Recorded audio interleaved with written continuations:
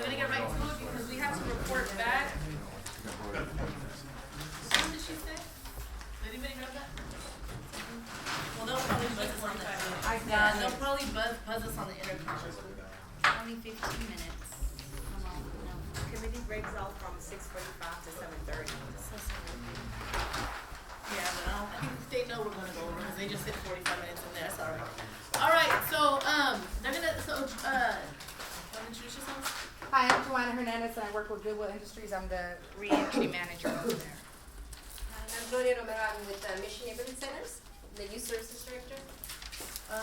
And I'm Ruth, and so we're kind of all involved in workforce programs, but we're kind of charged with getting these committees going. But if we could, I know we don't have a lot of time, but if we could just go around and kind of just say your name and kind of what you're representing here. We don't really have a lot of time for kind of what your agency does or why you're here in particular because of time, but if you can just kind of say your name and like kind of what entity you're representing, that'd be great. Hi, my name is Marta Hernandez and I'm with Nicolo Food Centers Mexican Supermarket. Hello, my name is Tahiro, and I am here to support you any way I can. My name is Antar Jana. I'm with the Stanley Miracle Institute. My name is Ron Fort, and I'm an entrepreneur with several companies. My name is Miguel Gomez, Union Carpenter. That's it, we can do. Hi everyone, I'm Christine Lynn and I'm with the San Francisco Youth Fellowship. Hi, my name is Lynn Dowd. I'm with the Healthy Community and I'm the Director of Employment. And hi, my name is Roy Garrington and I'm the Program Manager at Udor Ventures. And we have internal partnerships that we own our own businesses and also have external partnerships with community businesses. Chris Reyes, Goodwill Industries. Johanna, I work with Goodwill Industries as a career advisor. Marcus Leon with Leon Construction. Okay, great. So what we want to do in the next, maybe 30 minutes is that we want to talk about kind of what we just heard. You just got a bunch of information about kind of what the committees are doing, but specific to our committee, this employment committee, what kind of resonated, or just really more of like give you like 5 minutes to kind of process what was said, and if you have any questions, because there's a lot of information. This committee in particular, I'll tell you, has met from the last committee, an additional 2 or 3 more times, probably more times than any of the other committees. And so we made a lot of progress. And now, like they said, we're broken out into 2 subcommittees and still are part of a larger committee, but we also have the 2 subcommittees around asset mapping, about, the employment and job slots that could be available toward the 500 that we want to secure, and then the readiness and the retention services to keep folks employed. So does anybody have any questions before we can move forward? Do we have a write-out? How about this slides are? Do we have to what? A write-out? Like a, Oh yeah, they didn't. I don't think they had printed out the PowerPoint. No, because it was just going to be too many people, but we actually can get them and send it to you. And email it. Yeah, absolutely, absolutely, yep. So we can send that. Any other questions? Great, does anybody have any, comments that they want to mention? So it's pretty clear, it sounds like. We're good to go? Great. So then we want to get into policy. Basically, this committee is going to, and I know some of you have never came to this committee, so you're like, actually, just start working, but, violence is an issue now, so we're moving pretty quickly. And so we want to really kind of start talking about policy. What would policy look like? How, in terms of crafting it. One of the things we played with, for example, is how to really take advantage of local hire in San Francisco, where there's a mandate around, and some folks know this more than me, but there's a mandate about employing San Francisco residents. So those are the kinds of things we're talking. There's a lot of overlap between this committee and the policy committee. And so one of the things, granted, we want to challenge everyone to come back and join one of those subcommittees for sure within this committee, right? But in case you don't come back, what are your thoughts around what policy should look like relative to employment? And it's kind of a 3-parter, kind of a 3-part. So what are those policies, right? How can we craft that policy or policies, and what research needs to be done behind it, okay? And I know it's really overwhelming, but if you could take a second to kind of really think about that.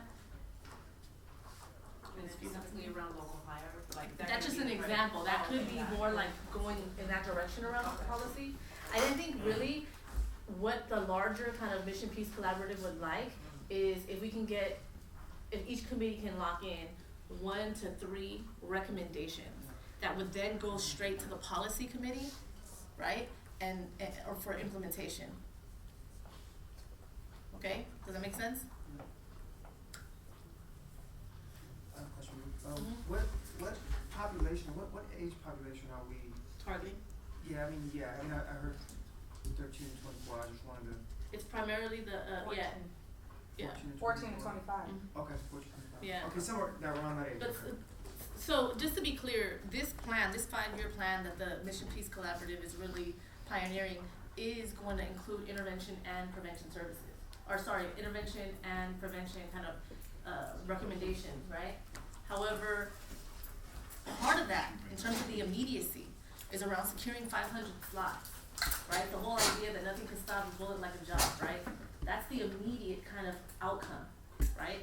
There's gonna be more recommendations, but and so obviously this committee is charged with identifying those slots, those 500 slots. And by slots, I wanna clarify too, because it wasn't clear, that cause we're kind of hearing 500 people, but it's actually 500 slots. If a young person, 20-year-old, gets into a union and, goes through a construction program, gets into a union, and now then it turns into an actual career for him, that's great. Now he's passed on. There's another slot now at that pre-apprentice program that we got him into initially that another young person can go into. Now it does sound very much like intervention strategies, and it is.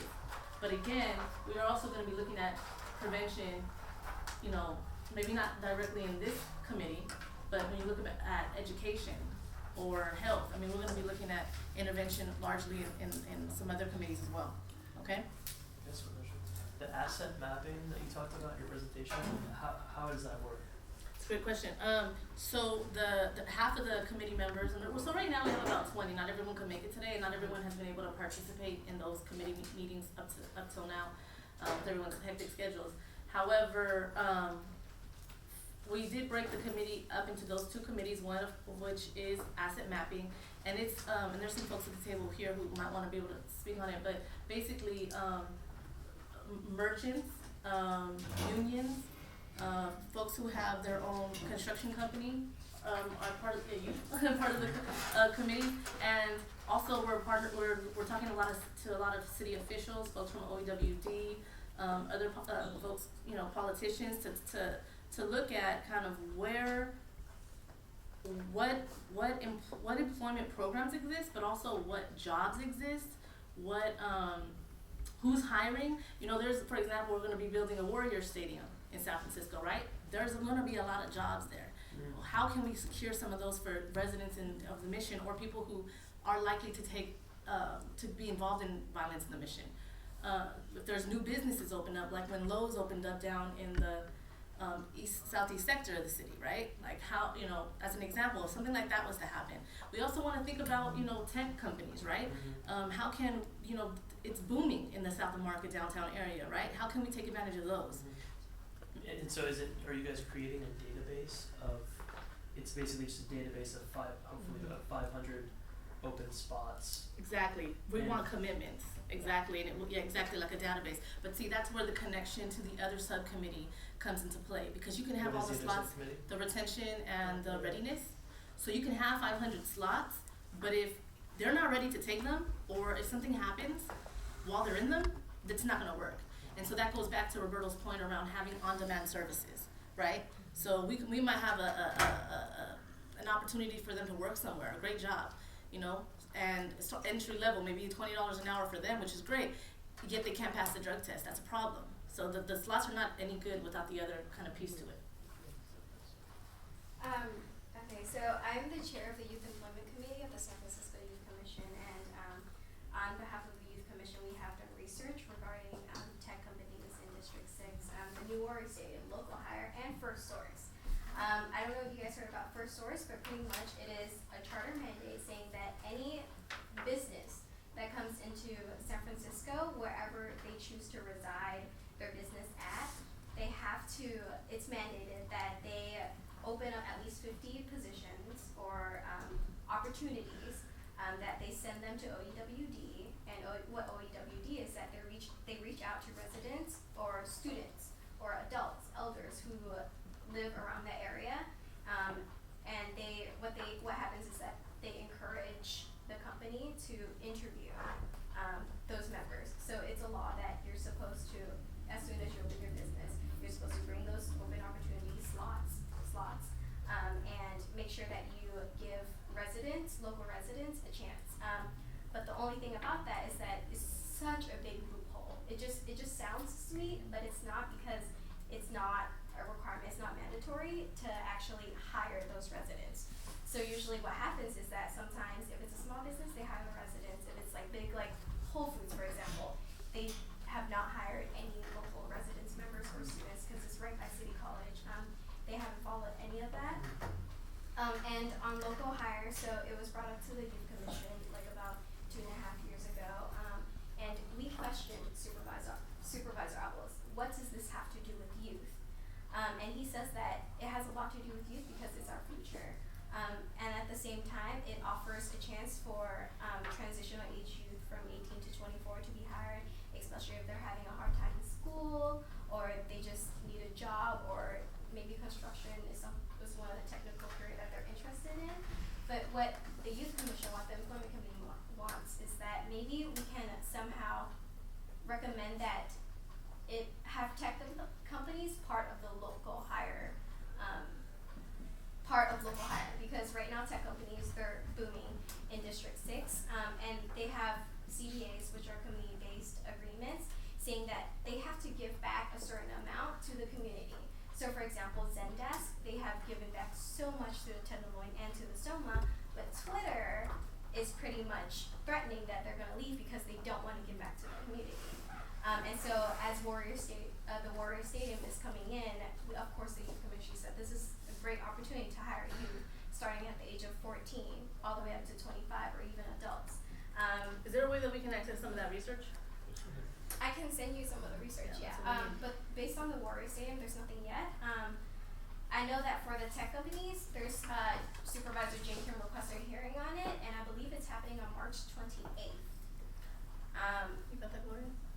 Yeah, I believe that's happening on March 28th. I can send you more about that to see when it's happening. We don't know the agenda or anything yet, but the mayor finally responded saying, okay, we're gonna have it. Yeah, and see, that's great, because that's a clear example of what the asset subcommittee would want to be involved in. Yeah. Okay? Yeah, like just in our like first meeting, I mean, we spent like a couple hours just identifying a lot of different resources and requirements, and seeing where that's at and which ones are being enforced and which ones aren't, and seeing how we can through that secure those 500 slots through all of these different resources, and then identify new potential, partners as well. Nice.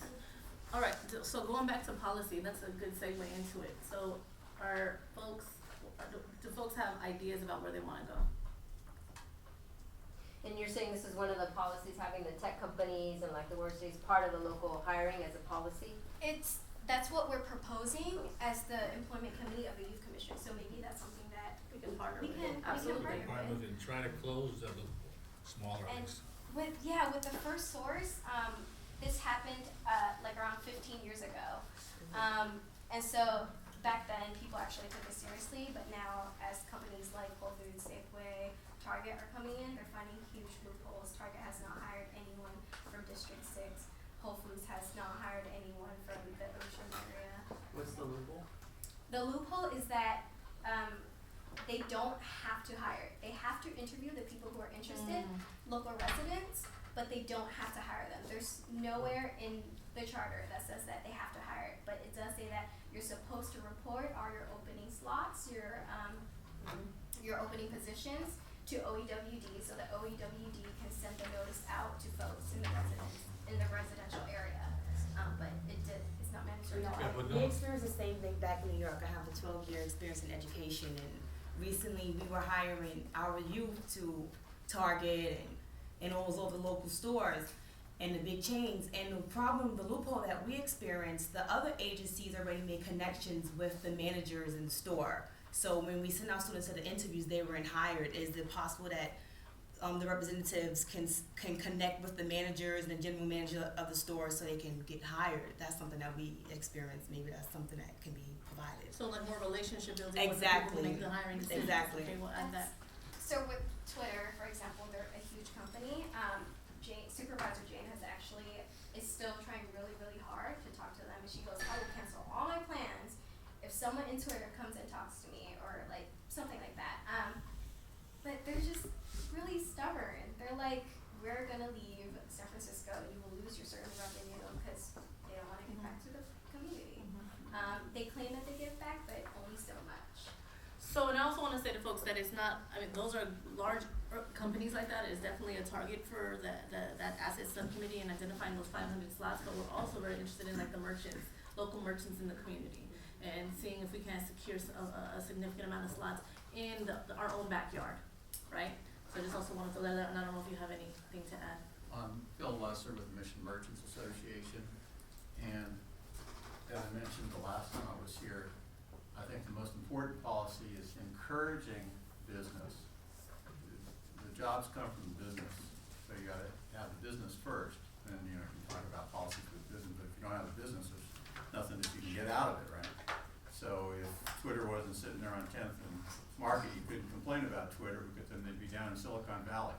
So first and foremost, and there isn't even a second, is we need to, and Jim Salinas was here before, and he and I are planning commission all the time, trying to bring business in. Right. Very first job I had was bag boy at a supermarket on South Van Ness near 24th Street. That's a vacant place right now. You know what I'm talking about. We went down there, we tried to get a supermarket in there, and fresh and easy, and we got the entitlements, and then the business model didn't work for them, and they went into bankruptcy. So what do we have now? We have an empty building, no employment. So how did I get employment there? Well, I lived on 25th and South Van Ness, and I went to school on 22nd and Shotwell. When I would walk through the parking lot, I would say to old people, probably younger than I am today, hey, do you need a hand getting the bags in the trunk? So first and foremost, we need to get businesses out here. And as a community, if we let these businesses know that they're welcome, then the easiest thing to do is to get the people who live in close proximity there. If you have a business and they're not hiring local, then I think the question is, why wouldn't you do that? I think I have an answer for that. Yeah, what is the answer? So, I'm with Nicolo Food Centers, and we typically employ majority bilingual, happens to be Latino. And we have over 22 stores, local Bay Area, across all the way from Vallejo to Salinas. And we do hire from communities and where we serve. I think historically it's been about 70% of our hires come from those communities. But the struggle that my team runs into when looking at individuals for employment is that they're not ready to take the job, right? And so when you do the asset mapping and then you think about the strategy into the retention and readiness, who's coming, and then how do we prepare them for the skills they need to get the job?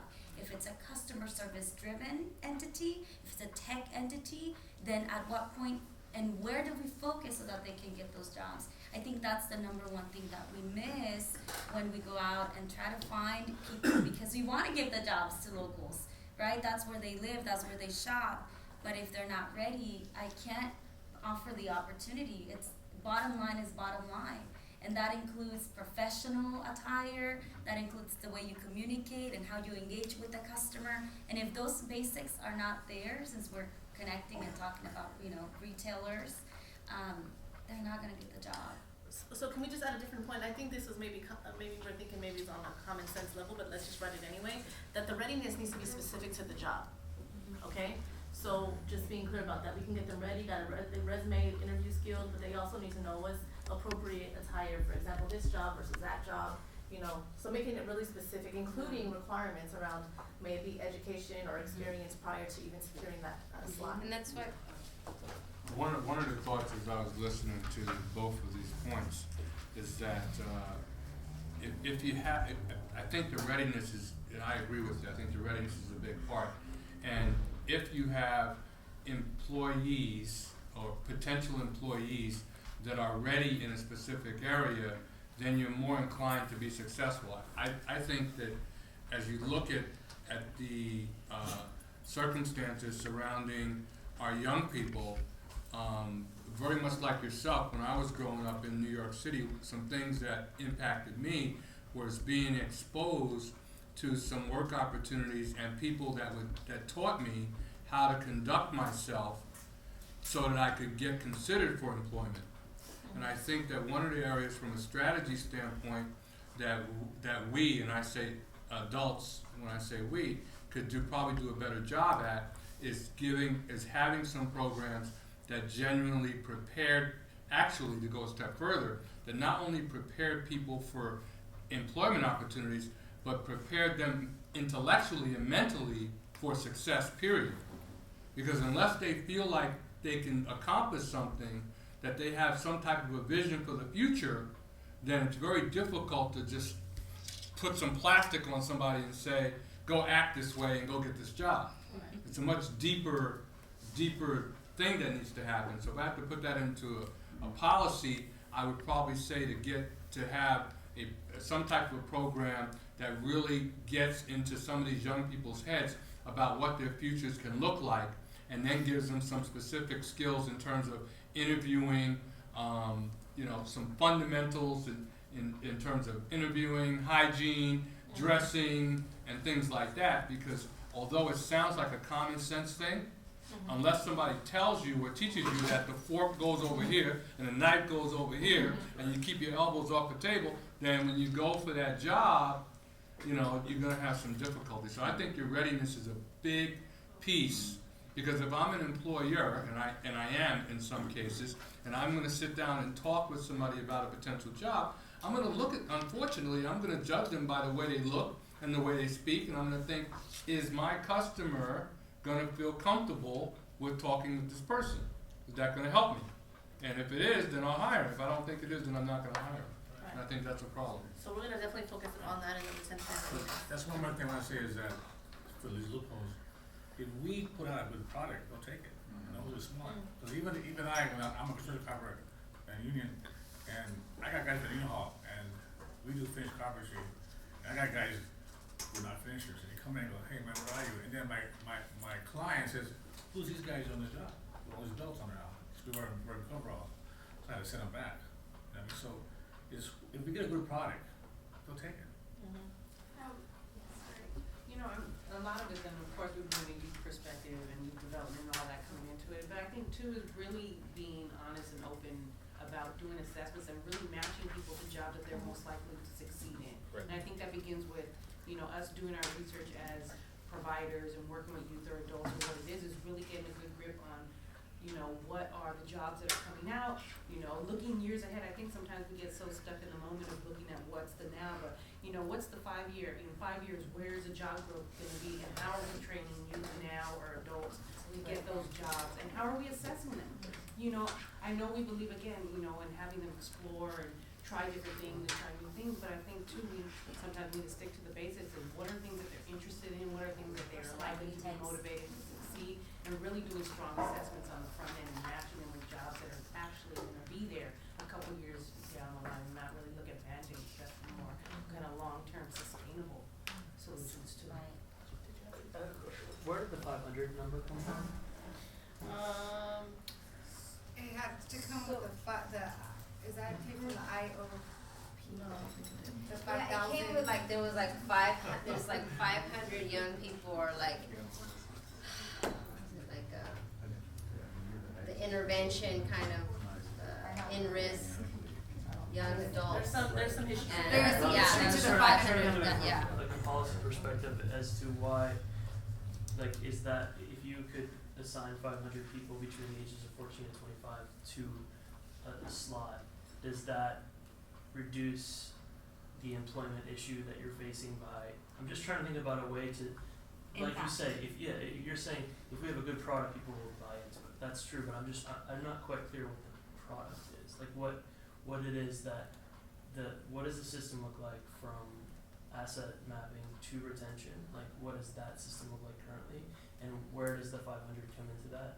And then the next part would be, what is it?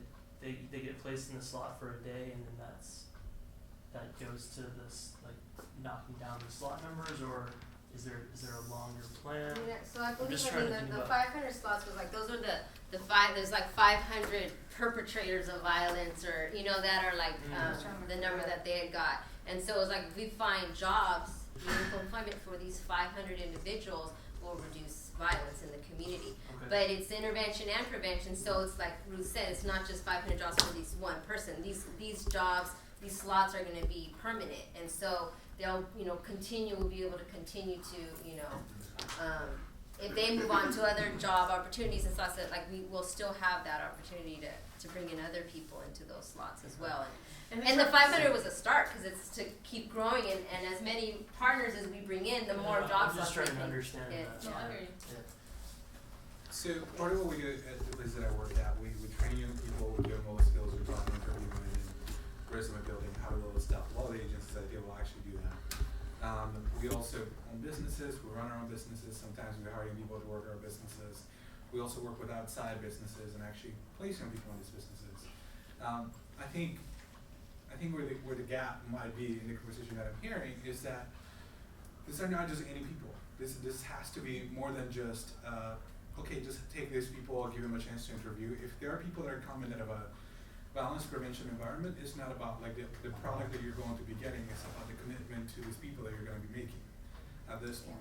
And I tell you that because we have, there's a full realm, right, and continuum of people. You'll have like the least involved, the more at risk, we work from anything from like homeless and justice system involved and whatever, foster, like you name it, we kind of have like the full realm. And again, a lot of people at this table. But at this point, it becomes like, who is really willing to take a chance with these people? Not just any people, because if that was the case, they would already have the jobs, right? Mm-hmm. So I think it's who is willing to take the chance on these people to actually support the efforts around this issue of violence in the community. Not just any people. Does that make sense? Because I think that's kind of what I'm perhaps It's thinking. very strategic job readiness and placement, like Right. you said, it's not just anyone. So there has to be a commitment on both parts. I mean, like I think that the job readiness fees can definitely improve and elevate, but we definitely need to see the commitment on the other part. In that way, it's kind of like a meet me halfway there kind of thing, because you cannot just start from give me a finished product. It's just difficult to start there. So Selena and then Christine. Yeah, I think the other thing too, as we start looking at or formulating recommendations and stuff, a lot of times when we talk about funding, and those are of us that are funding to job readiness and placement and things like that, it's having them understand that employment cannot be done in isolation. In order to have a successful employment program, there has to be enough funding to do more a holistic approach, because we understand there's other barriers. They can't go to work because they don't have childcare. They can't go to work because they don't have transportation, and they can't go to work because of housing. That if employment and the funding that we get is to do just employment and nothing else. So I think too, if we're looking at that there's ample funding and that employment is not looked at again, like I say, in isolation. That support services it should be mandatory that employment has support services connected to it in order for it to be successful too. But I would add too that I don't like being mandated. We're a non-compulsory program, so like I don't like people dictating my terms, which is what I mean. Businesses are not going to want to have terms mandated upon them. So I can see like why some of these laws are just like making businesses cringe, because it's like, hey, I run my business. Like, what are you telling me what I need to take? Which is what I mean, like there has to be that community buy-in piece from this businesses, that commitment made to that, or it's just a disconnect. Right, so maybe some strategies around more partnership between the employers, right, the businesses, and the folks trying to get them there, right? No more Understanding partnership. the need of the employer. Okay, so Christine and Antar? Okay. Actually, so based on the connection between businesses and community members, that's where CEA comes in, community-based agreements. Before any company comes into a San Francisco land or territory, they have to make an agreement with the respective district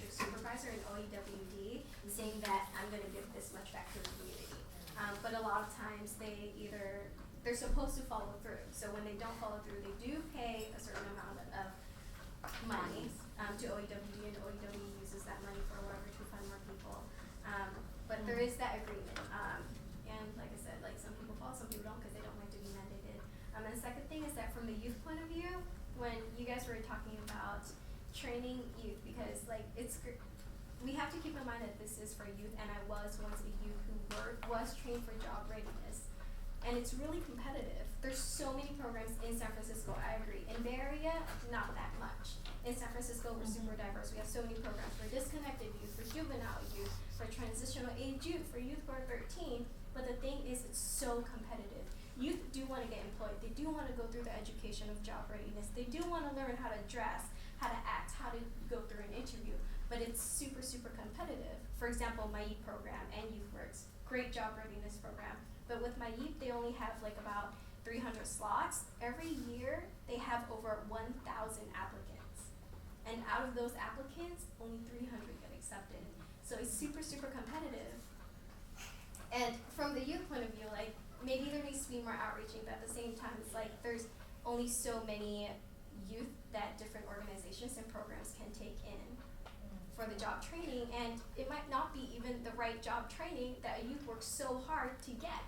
And this is why it goes back to the on-demand though. So if Yeah. we know that we have 500 slots in the mission, or 4 mission, or people who could be potentially involved in the mission, but we only have 300 support services or training slots, we are 200 short and we need to secure them.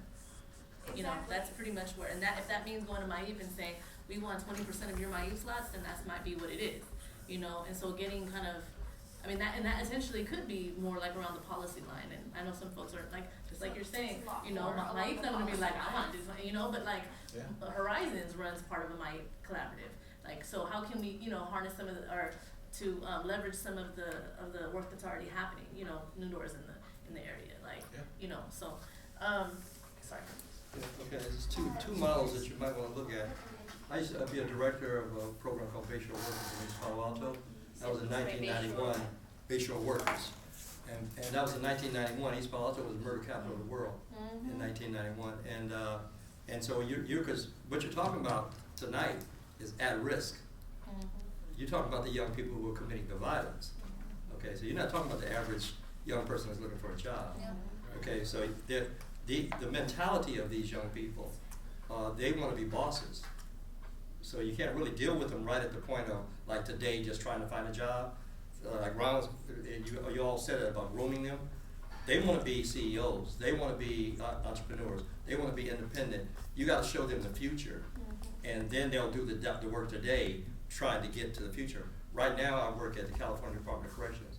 I've been running an entrepreneurship program in the prisons for the last 19 years. And we got one of the biggest programs now at Vacaville State Prison, where we got about 75 guys now. They come to an entrepreneurship class. And again, these people want to be bosses. They were drug dealers. They were trying to make a lot of money. And so now you're trying to bring them into a job situation. They need to know that one day you can do this, but there's more money in legitimate business than illegal business, and later you can do this. And so you got to show them the future of where they can be, but you got to go through this first. And they pick it up. They really, like you said, they want a job, and they will do this today if they know that based on the grooming that you're giving me, you know, because we call it the game program. They want game. Yeah, exactly. So if you give them the game and say, okay, this is how you do the employment game, and then you move into maybe entrepreneurship or management, or you move on up and now, you know, you're doing really well. They really want to know, and there's nobody that's teaching them. So if your committee or your organization takes on that responsibility to teach them how to get from here to here, they'll be loyal to you. Yeah, I think our retention and readiness committee wants to see that curriculum. Yeah, we'll give it to you. All right, great. So let's put that. So we're just a time check. We're at 7:46. So I know they're about to buzz us in on that little speaker thing in the classroom, make us feel like we're in trouble. So we probably got just a couple of minutes. So I just want to make sure we answer the question around research. And you kind of hit a little bit on that, Christine. But like, you know, where you know, OEWD, we've talked about that. Youth Commission seems to have some data, like in thinking about any of these policies, whether it's around mapping out those slots or, you know, whatever, all of the things we talked about so far. You know, where's that research? How do we go about that? You probably have. Oh, it's going. No, it's going. But I'm even thinking like, what might be even more important than getting those slots is figuring out what you're doing with them. Because if you can prove like that people are excited about what they're doing and there's a good track record, then it's easier to go to someone like Twitter and say, there's a lot of competition, there's a lot going on right now, but this is what we've been doing. Right. We've identified 500 slots, there's a lofty goal, we filled 100 of them, and of those 100, 95% Right. are still working. That might be better than saying like, you filled 500 and they're like, okay, what would happen? I don't know, I'm just, No, you're right, but I think what you're talking If about is you really like the produce- marketing of it. Yeah. So folks buy into That's the idea. exactly, Yeah. I'm glad you said that, because part of what I'm hearing is that there's a sales job that needs to be done here. Oh, yeah. and And I think we might be missing the boat, and that's where I think, in a lot of cases, when you're going and you're asking for money, as an entrepreneur, I've done this a lot of times, you gotta dress it up in a nice dress, you gotta make it look good, and then you sell it. And that's one of the things I think your point, you gotta sell it to the Twitters of the world, and whoever else. the mayor. What's in it for me? I mean, Exactly. Mhm. So that's. And that's exactly what the Assets Committee is gonna be working on. It's definitely not just gonna be about here's who we think we can get, you know, to employ X number of youth, but really, you know, why would they wanna do it? If you can produce data-driven results, I think that is your biggest research piece, and that is what people will listen to. I worked for the mayor of New York City for many years, and all he cared about was show me data. Like, it's nice, you want to help 500 kids, cool. They had hard, like, cool. What happened? Like, let's talk about it. And then, 95%, cool. I want to introduce you to Twitter. And that's why we need to really go back to this research thing, because we're not gonna have, the data that you're talking about is really important, but a lot of that won't even, real data for this 500 won't even come up until we start placing them.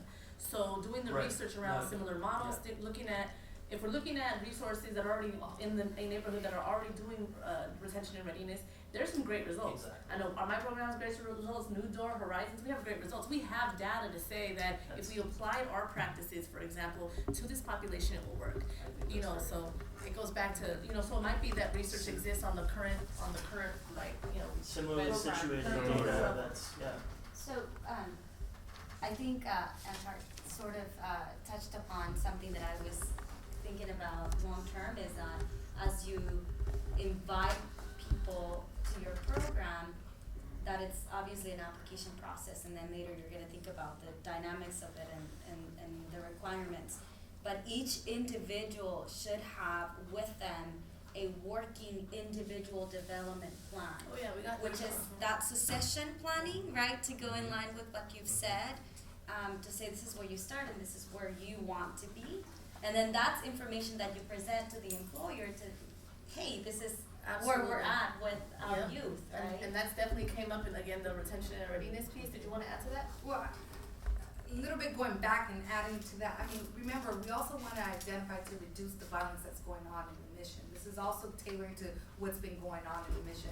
So we wanna employ those shot callers, we wanna employ those folks who are the hardest to serve, because those are the folks that because of the actions and the things that they've been doing have been impacting our community.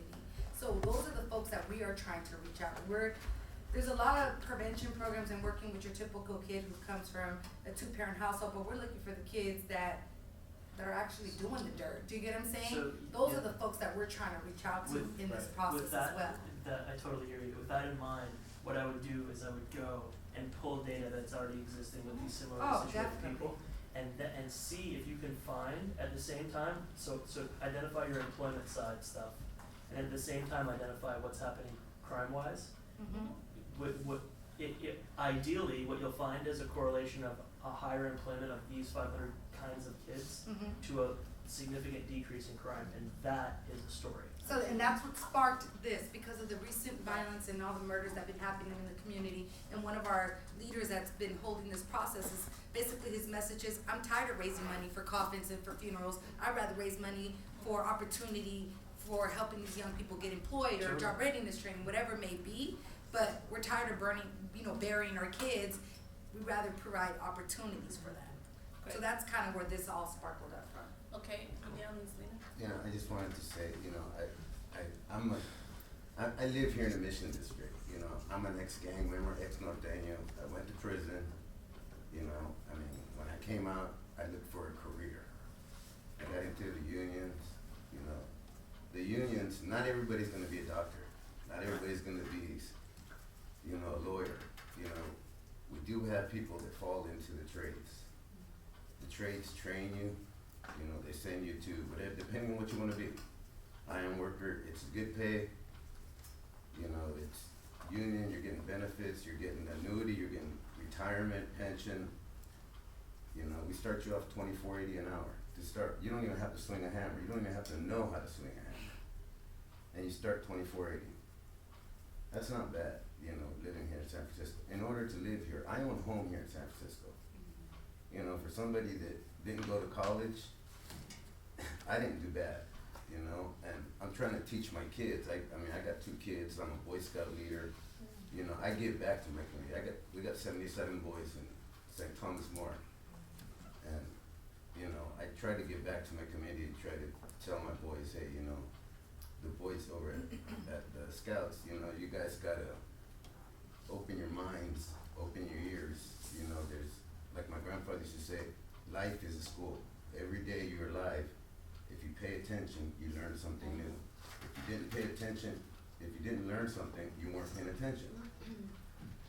You know, so it's just a matter of opening your eyes and ears and, you know, there's a career and a job for everybody. It's just we gotta match the people to these jobs. Absolutely. Qualified kids or the qualified individuals.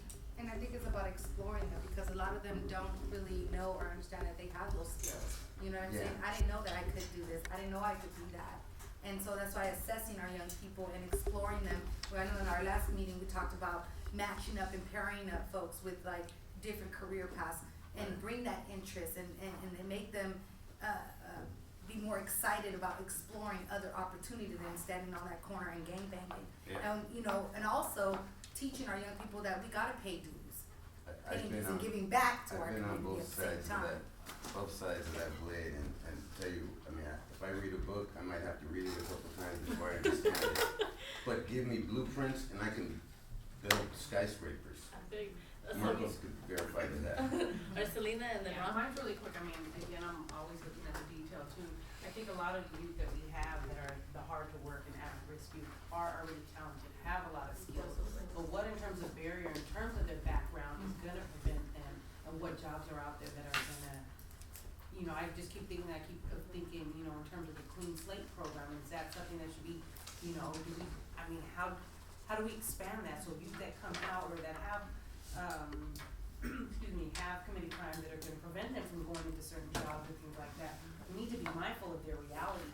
It doesn't matter how many skills we give them, how many skills they already came with. There's certain doors that unfortunately have closed, and how do we begin to open them again in terms of getting, you know, working with them to get their, you know, different things dismissed or expunged and things like that, so that that barrier is already, you know, taken out before we can try to find some placement for them. I mean, that's why it's very important, like for employers, the slots, Yeah. it's very strategic about what, you know, which ones are youth friendly, re-entry friendly, like kind of, you know, that would fit this population and be that good first step kind of a thing, but being meaningful and, you know, well-paying employment at the same time, as well as really identifying what are those supportive services we know this population needs and having that together. That's how you.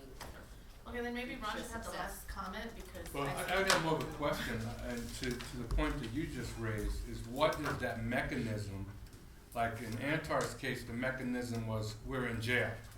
That's the mechanism, right, to get the information. What's the mechanism for the kids, the young people that are standing on the corner that have some crack or coke or whatever in their pocket? What's that mechanism to get, to have that conversation? That's an excellent question. That, okay, you know what, I'm not judging, I've been there to your point, because I've been there too. I've been there, I know what it feels like. What can we do? I mean, what's that dialogue? Who's doing that dialogue? What is the policy to even have the dialogue with the gangbanger to say, listen, we're interested in trying to come up with some solutions. Tell us, let us help you, you know, so I even know who you are, so that you can develop a strategy around it. I mean, I'm wondering, what is that? Because in order to get to these other things that you're talking about, you gotta start with Johnny or Bobby Joe or whatever and say, Bobby Joe, listen, we wanna try to figure this out. I know that you have got an issue getting the job because you got busted last year, you let's figure out what do you like to do? You know, there has to be that type of conversation to get the ball even rolling to deal with some of the other stuff that you're talking about. There's got to be somebody or a group, and that's a good point. An interpreter, somebody that interprets street to society, so to speak. So that this, you know, that's missing. Or I think if it's there, I don't know about it. Yeah, we haven't talked. We've had a lot. Yeah, we had I mean, I think that's part of the job readiness and retention kind of committee is around, because the strategy to identify and bring in these 500 It is sounds also like a has to be, recruitment. you know, and there's Yeah, already really. some models that we have Yeah. around, like with their DPW program and stuff around. There's certain providers and there's certain community workers and people that are working with these young people already have a developed Identify relationship, people and- you know, that, you know, have this relationship with these young people that will pull them in and do that kind of assessment and that kind of, you know, will help with the referral process and the right placement of these young people and supporting them all the way through too. Yeah, That's part of the accountability. supportive services is that those certain, you know, those people that can be supporting them through this process. And on top of that, I mean, you also have to look at this particular initiative. I mean, this is very unique in and of itself to have folks from all walks of life coming together and joining forces to achieve this goal, right?